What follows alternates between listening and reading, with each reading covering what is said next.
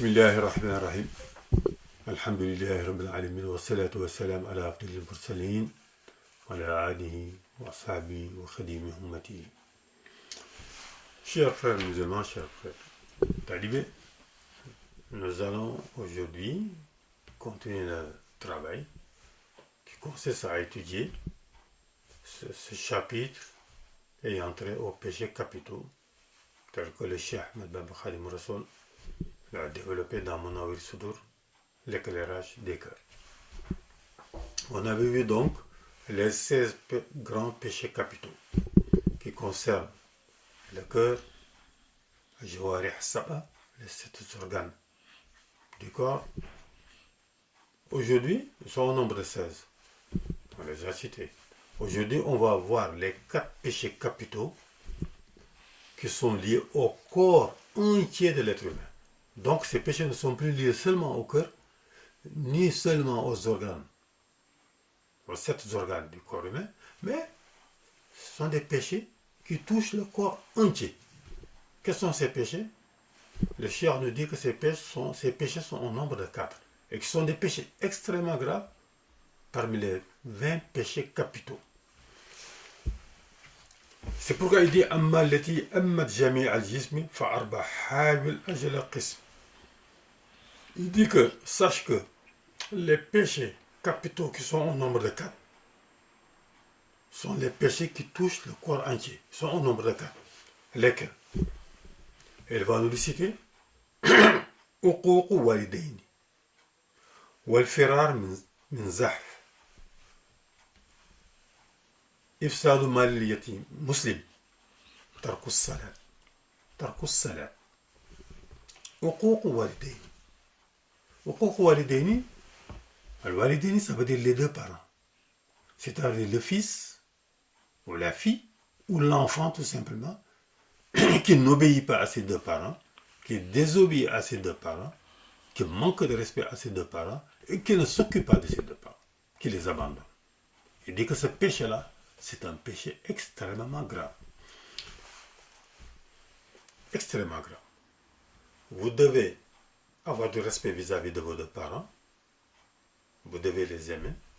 Vous devez les aider. Vous devez obéir à vos deux parents, sauf à une condition. Sauf s'ils veulent vous entraîner dans la désobéissance d'Allah. Par le shirk, le péché d'association, ou le kouf, ou la mécréance. Là, vous avez le droit de refuser.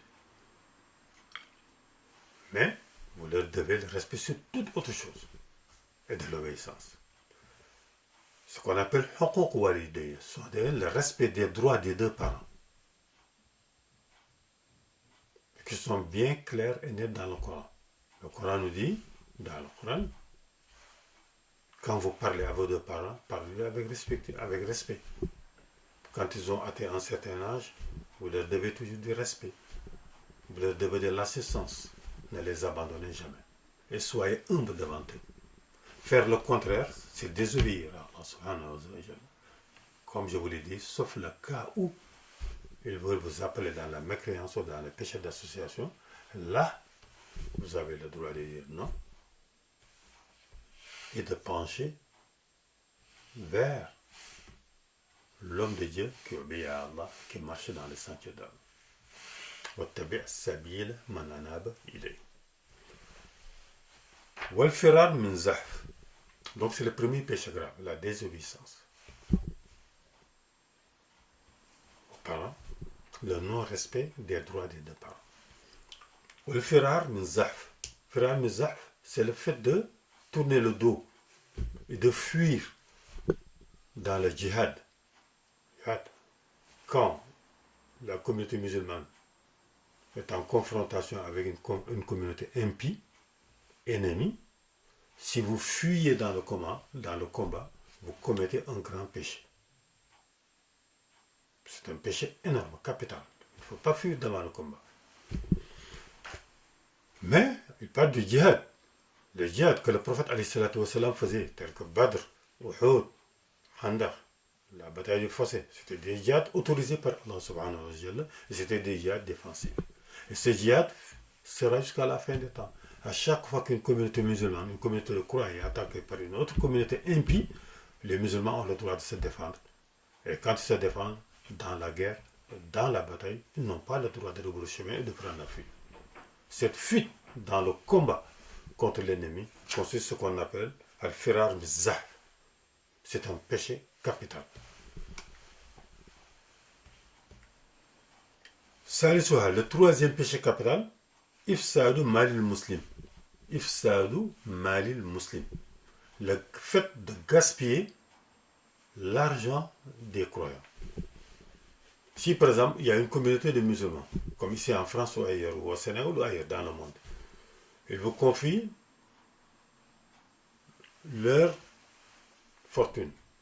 Et le trésorier du groupe, tu gaspilles cet argent. Soit en le détournant, soit en dépensant mal cet argent-là, au profit d'autres, et au détriment de la communauté musulmane, vous faites ce qu'on appelle du gaspillage. Il dit que ça fait partie des péchés capitaux. Vous n'avez pas le droit de réunir les musulmans, de collecter leurs biens,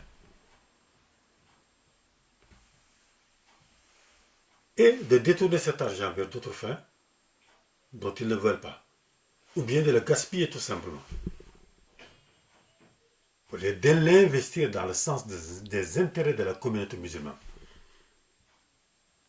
Il dit que ça fait partie des péchés capitaux.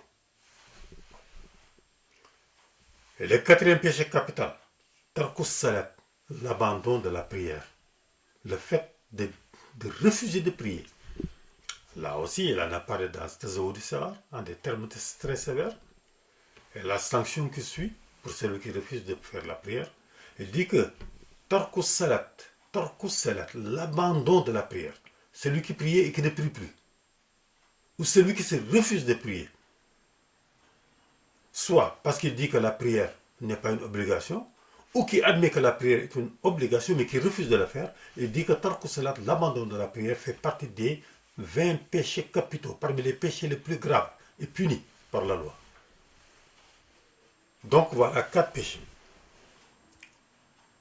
Parmi les péchés, 20 péchés capitaux, al-kabair, Ishirin, qui sont extrêmement graves, qui ne touchent plus seulement le cœur, ni les 7 organes du corps humain, mais qui touchent l'ensemble du corps humain. Qu'est-ce que ça veut dire? Que si quelqu'un, par exemple, commet un vol, sous certaines conditions, il est puni. Ça peut aller jusqu'à l'amputation. On lui coupe la main. Sous certaines conditions, j'ai dit bien. Mais ici, il ne s'agit pas d'un organe qui commet la faute, mais c'est tout le corps humain qui est entraîné dans cette faute. L'abandon de la prière, le gaspillage des biens des musulmans, le non-respect des droits des deux parents, la fuite au combat djihad, le combat autorisé par Allah, le djihad des musulmans, comme le djihad que le prophète Ali faisait, cette forme de djihad qui existera jusqu'à la fin des temps. Tant que les conditions qui aboutissent au djihad seront réunies, le djihad est toujours là. Mais le principe, c'était une djihad défensive. Elle n'est jamais offensive, c'est défensif, pour défendre les intérêts de la communauté et l'intégrité de la communauté musulmane. Il dit donc que ces 4 péchés sont liés au corps humain. C'est le corps entier, quand vous commettez ces 4 péchés, qui sont entraînés dans la déchéance. Donc ils sont au nombre de 4. Les 4 péchés capitaux liés au corps, avec les 16 autres péchés liés au cœur et aux organes, le total, ça fait 20 péchés capitaux dont il faut se prémunir. On avait dit que, le cheikh avait dit que فهالك الشقي جدا من خرج من هذه الدنيا بذنب وحرج من قبل توبة النصوح للعدي سبحانه رب الكرسي عدي. Il dit que l'homme perdu, chacun damné, c'est qui?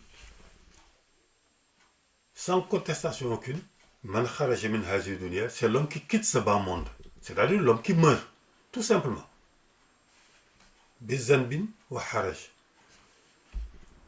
Un homme qui meurt, qui part dans l'autre monde, en quittant ce bas monde, qui va donc dans l'autre monde, avec des péchés, haraj, et des défauts, des vices, des défauts graves.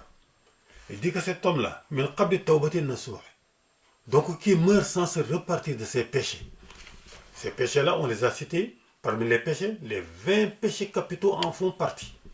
Donc celui qui meurt avec ses 20 péchés capitaux, avec un seul de ces péchés capitaux, min qabli tawbatin nasuh, sans se repentir de ses péchés, lil ali, pour l'amour d'Allah, et non pour personne, par peur de personne, mais par crainte d'Allah. Subhanahu, qu'il soit glorifié, les Kursi Ali, lui le détenteur du trône suprême, eh bien celui-là va en affaire d'Akhalana. Malazine Shakou Fafina, subhanahu, comme dit le Coran. Les damnés tomberont dans l'enfer.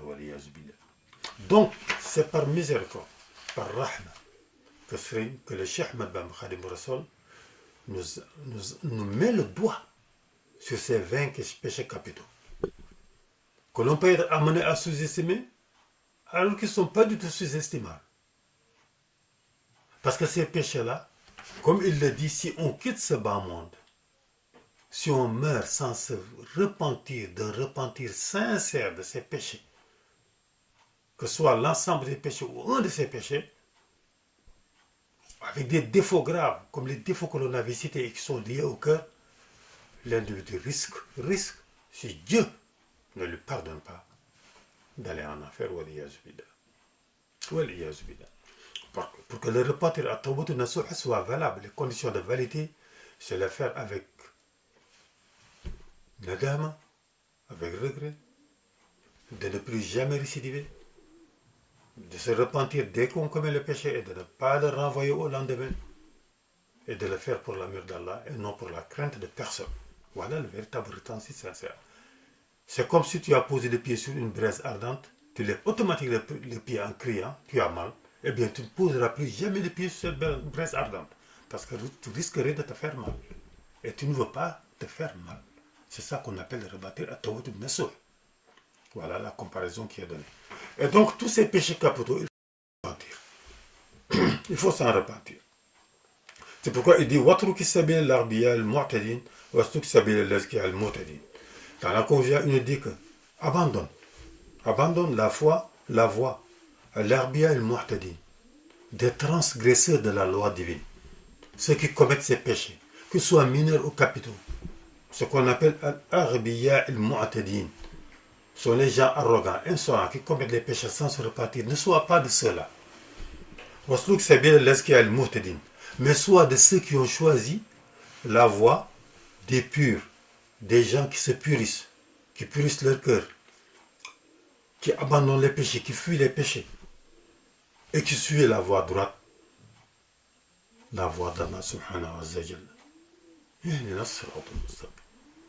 La voie droite, la voie des purs, la voie de ceux qui se sont repentis et qui ont abandonné les péchés commis par Allah subhanahu wa ta'ala. Il dit هل أنت تعصي من حبل بالبايح من حبى بالبايح حتى تقود أبحر القبائل. Il dit que est-ce que toi tu vas commettre des péchés,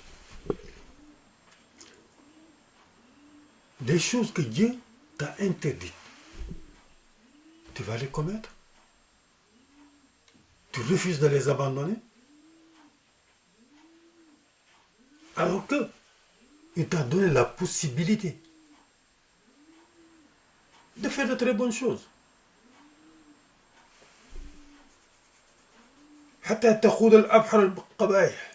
Tu commets des péchés jusqu'à ce que tu te noies dans l'océan des péchés. Il dit, comment tu peux faire ça? Ce qui t'est permis, ce qui t'est autorisé à faire, tu l'abandonnes et tu te noies dans l'océan des péchés, des interdictions, dans l'océan des transgressions. Il veut nous faire comprendre que cette attitude ne relève pas de la sagesse. La sagesse, c'est plutôt de faire le bien et non de faire le mal. D'éviter de faire le mal durant toute sa vie et de s'attacher à faire le bien. D'abandonner al-khaba'ih, ce qui est mauvais, ce qui est bas, ce que Dieu réprouve, et de s'attacher au baih, ce qui est permis, ce qui est autorisé par Allah subhanahu wa ta'ala. La tas'in bi ni'amillahi ta'ala. Ne sois pas ingrat vis-à-vis d'Allah. Accepte les grâces d'Allah, ni'matullah, les grâces d'Allah, qui sont des dépôts, comme il avait dit. Mais ne transgresse pas, ne désobéis pas à Allah en commettant des péchés. Parce que ce qui t'a donné de plus précieux, les 7 organes qui sont un dépôt et une grâce. Wassalatu wassalam ala abdil mursalin, sayyidina Muhammad alayhi wa sallam, tasliman kaseeran. Donc voilà les 7 péchés capitaux. La prochaine fois, Inch'Allah, nous allons voir comment maintenant, par rapport aux péchés qui sont liés au cœur, comment purifier son cœur. C'est une entreprise difficile, ardue et de longue haleine. Wassalamu alaikum wa rahmatullahi ta'ala wa barakatuh.